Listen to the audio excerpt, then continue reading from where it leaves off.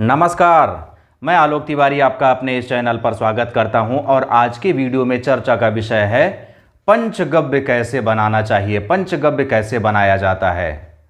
आपको ज्ञात होगा कि बहुत सारे पूजन अनुष्ठान में पंचगव्य की आवश्यकता होती है, लेकिन आप में से अधिकांश लोगों को पंचगव्य बनाना नहीं आता होगा। तो आज की इस वीडियो में हम यही सीखेंगे कि पंचगव्य कैसे बनता है, पंचगव्य में क्या क्या वस्तुएं मिलाई जाती हैं और किस किस अनुपात में मिलाई जाती हैं, जिससे कि शुद्ध पंचगव्य बन सके और आपके पूजन अनुष्ठान में काम आ सके।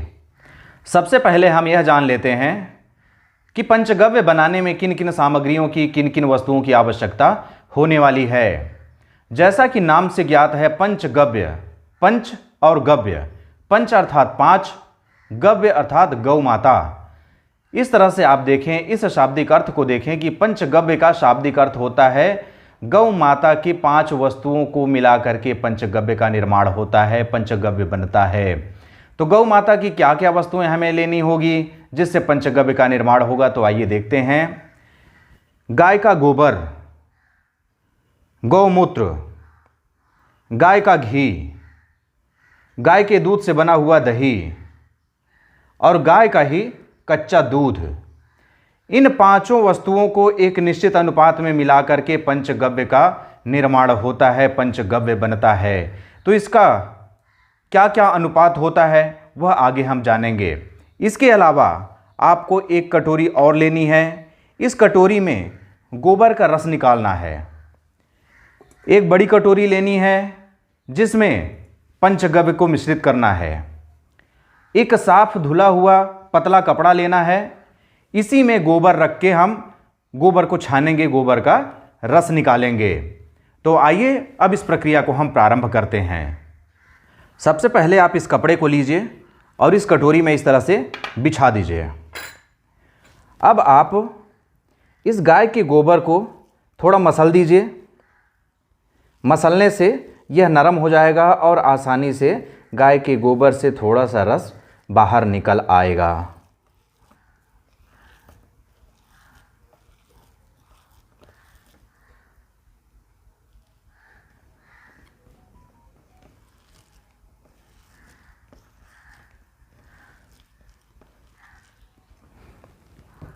इसे हम इस कपड़े पर रख लेते हैं।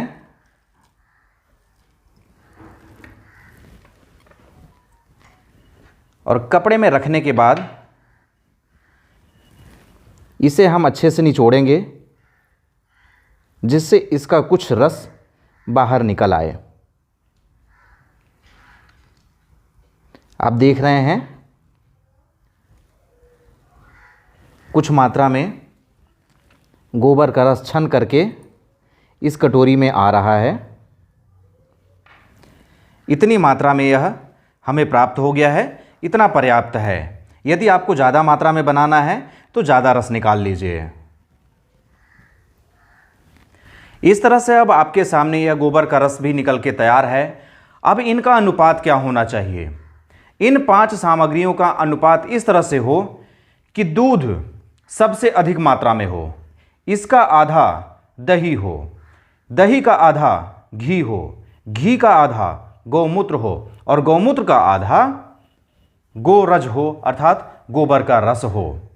यदि इसको उल्टे तरीके से लें तो जितना गोबर का रस है उसके 2 गुना में गौमूत्र होगा, गौमूत्र के 2 गुना में घी होगा, घी के 2 गुने में दही होगा और दही के 2 गुने में कच्चा दूध होगा।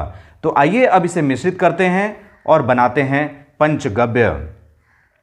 ये हम आधा चम्मच ले लिए गोरज अर्थात गाय के गोबर का रस। जब आधा चम्मच हम उसे लिए तो 1 चम्मच लेंगे गौमूत्र। जब 1 चम्मच गौमूत्र लिए तो घी लेंगे 2 चम्मच।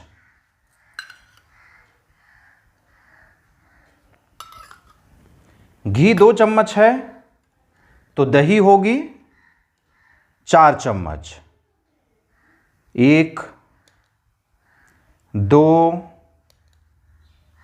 3 और ये 4। जब दही 4 चम्मच है तो दूध कितना होगा? 8 चम्मच। 1 2 3 4 5 6 7 और ये 8 चम्मच। इस तरह से हम इन सामग्रियों को एक निश्चित अनुपात में मिला लिए और यह पंचगव्य बनके तैयार है। लेकिन अभी भी यह पंचगव्य पूरी तरह से तैयार नहीं है, क्योंकि सारी सामग्रियां आप देख रहे होंगे कि सारी सामग्रियां अलग अलग दिखाई दे रही हैं। जब तक इन्हें अच्छे से मिश्रित न कर दिया जाए यह पंचगव्य नहीं कहलाएगा। इसलिए इसे आप फेंटते हुए अच्छे से मिश्रित कर दीजिए।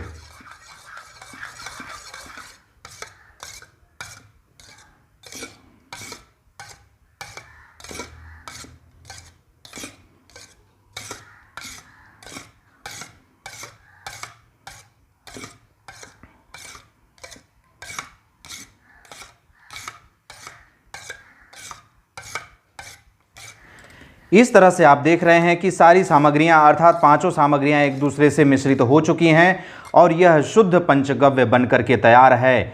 इस पंचगव्य से आप कोई भी पूजन अनुष्ठान कर सकते हैं। जिस जिस पूजन अनुष्ठान में पंचगव्य की आवश्यकता होती है उसमें इसे शामिल कर सकते हैं। साथ ही साथ यह बहुत ही पौष्टिक होता है। इसे आप स्वयं भी सेवन करके अपने आप को हिष्ट पुष्ट बना सकते हैं।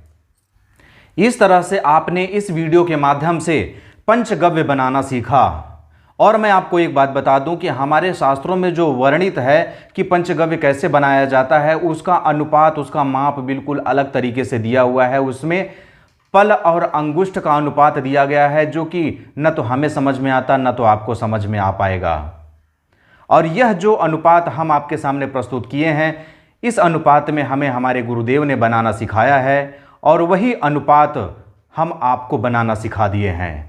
आप इस अनुपात से पंचगव्य का निर्माण कीजिए, पंचगव्य बनाइए और अपने पूजन अनुष्ठान में उपयोग कीजिए। साथ ही साथ यदि आपकी स्वेच्छा हो तो इसे खुद भी सेवन कर सकते हैं। और यदि आप हमारे चैनल के पुराने दर्शक हैं तो आपको बहुत बहुत धन्यवाद। लेकिन यदि आप मेरे चैनल का वीडियो पहली बार देख रहे हैं तो आपसे एक अनुरोध है कि मेरा चैनल सब्सक्राइब करके घंटी के बटन को भी ऑन कर लीजिए, जिससे कि जब जब वीडियो अपलोड किया जाए तो सबसे पहले सूचना आपको ही प्राप्त हो। और इस वीडियो को अधिक से अधिक लोगों तक शेयर कीजिए, जिससे कि सही और शुद्ध अनुपात में पंचगव्य बनाना लोग सीख सकें और अपने पूजन अनुष्ठान में इसे उपयोग में ला सकें। अब मुझे आगे दीजिए, मिलते हैं अगले किसी ज्ञानवर्धक वीडियो के साथ। तब तक के लिए जय हिंद, जय भारत, बम बम भोलेनाथ की जय। जय गुरुदेव।